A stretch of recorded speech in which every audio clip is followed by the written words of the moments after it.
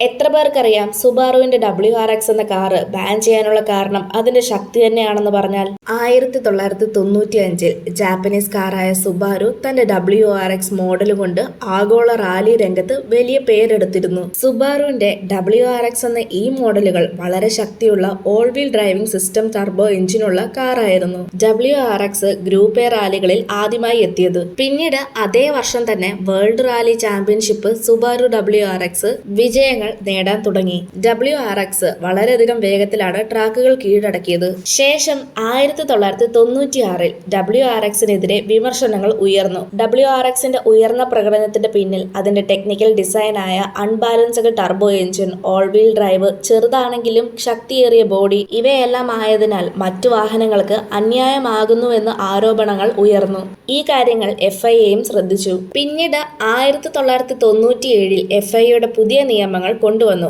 WRX പോലെയുള്ള വാഹനങ്ങൾ ഇനി ഗ്രൂപ്പ് എ ലിസ്റ്റുകളിൽ മത്സരിക്കാൻ കഴിയില്ലെന്ന് പ്രഖ്യാപിച്ചു. പലർക്കും FIAയുടെ ഈയൊരു നീക്കം അപ്രതീക്ഷിതമായിരുന്നു. ശേഷം WRX അതിന്റെ തകർപ്പൻ പ്രകടനം കാരണം ബാൻ ചെയ്ത കാറായി അറിയപ്പെട്ടു. നിങ്ങൾക്ക് സുബാറു കാറുകളിലെ ഏറ്റവും ഇഷ്ടമുള്ള കാർ ഏതാണെന്ന് കമന്റ് ചെയ്യും. ഇതുപോലെയുള്ള കൂടുതൽ വീഡിയോസ് കാണാനായി ചാനൽ സബ്സ്ക്രൈബ് ചെയ്യാനും ഇൻസ്റ്റാഗ്രാമിൽ ഫോളോ ചെയ്യാനും മറക്കല്ല്.